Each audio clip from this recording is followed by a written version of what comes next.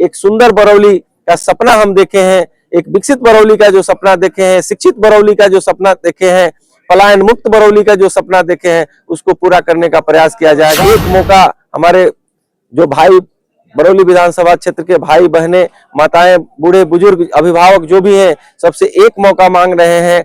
निश्चित रूप से बरौली में बदलाव होगा, एक नया बरौली दिखेगा, एक नया विकसित बरौली दिखेगा। इस तरह से हमारे नेता आदरणीय तेजस्वी यादव जी का एक और विजन है, हमारी सरकार बनते ही प्रत्येक युवाओं को हर एक परिवार में एक सरकारी नौकरी और रोजगार देने का काम किया जाएगा, ताकि हर युवा के घर में खुशहाली हो, वो अपने बच्चों के पालन पोषण से लेकर शिक्षा दीक्षा की व्यवस्था बेहतर कर सके। इस संदर्भ में हमारे नेता तेजस्वी यादव जी का विजन है। इसके अलावा माई बहन मान योजना के तहत माताओं बहनों को आत्मनिर्भर और बनाने के लिए, स्वरोजगार से जोड़ने के लिए 30,000 का राशि प्रति वर्ष देने का काम हमारे नेता तेजस्वी यादव जी जब मुख्यमंत्री बनेंगे तो उनके द्वारा किया जाएगा। गैस का सिलेंडर 500 में दिया जाएगा, 200 यूनिट फ्री बिजली दिया जाएगा और विधवा पेंशन, वृद्धा पेंशन, विकलांग पेंशन, सामाजिक सुरक्षा पेंशन की राशि को 1500 रुपया करने का काम किया जाएगा। अच्छा, जातीय समीकरण सदैव बिहार में देखिए, आप अभी पूरे बरौली सहित पूरे बिहार की अगर स्थिति देखिएगा तो पूरा बरौली और बिहार बदलाव मांग रहा है, रोजगार मांग रहा है, शिक्षा मांग रहा है, अच्छी स्वास्थ्य सेवा मांग रहा है, युवा नौकरी मांग रहा है।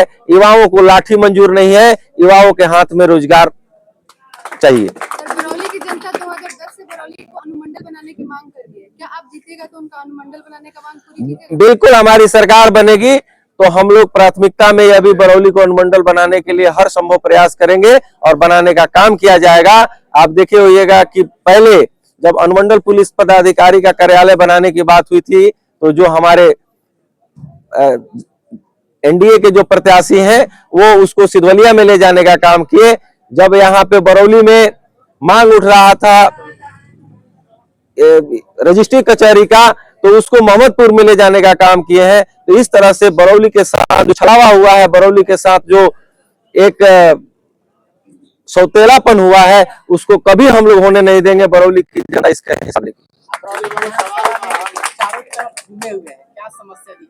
देखिए, अभी बरौली विधानसभा में जो मूलभूत सुविधाएं होनी चाहिए उसका भी बहुत अभाव है। बहुत ऐसे दलित अति पिछड़ा का मोहल्ला है जहां पे जाने के बाद आप लोग भी घूम रहे हैं, आप लोग भी देख रहे होंगे, वहां पे सड़क पथ भी नहीं है। वहां पे किसी का तबीयत खराब होता है, बीमार होता है तो उनको कंधे पे लेके जाना पड़ता है अस्पताल। तो बरौली का ये जो पिछड़ापन है इसको दूर करने का काम किया जाएगा। ये भी प्राथमिकता में है कि जिस गांव मोहल्ले में दलित बस्ती हो या अति पिछड़ा का बस्ती हो, जहां पे सड़कें नहीं है, नाली नहीं है, वहां पे उसको प्राथमिकता में उसको भी सही करने का काम किया जाएगा। सबसे बड़ा सवाल बा कि आजादी के बाद से जब जब चुनाव भइल बा और जे प्रत्याशी आइल बा अपन अपन वादा दावा कइले बा, रौरा वादा के कितना मजबूत समझी?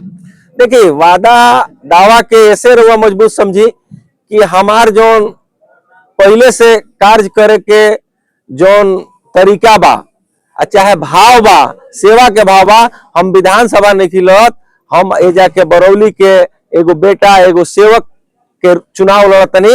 एजा के लोग के खुशहाली खातिर, चूंकि हमार जन्मभूमि है, कर्मभूमि भी बा, एकरा विकास खातिर, एजा के लोग के खुशहाली खातिर हम चुनाव लड़तनी। बहुत ऐसा काम बा जौन की बिना सदन में गईले उ ना होला।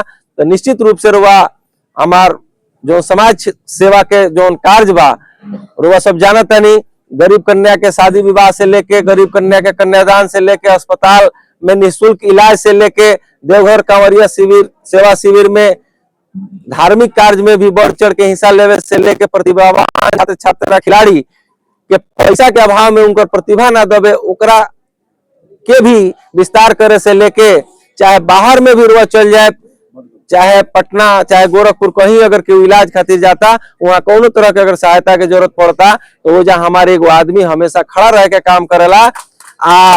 भर्ती करावला से लेके जोन भी सहायता वो जा होला हमनी के देवे के काम करनी। तो निश्चित रूप से पूर्व से जोन हमार कार्य बा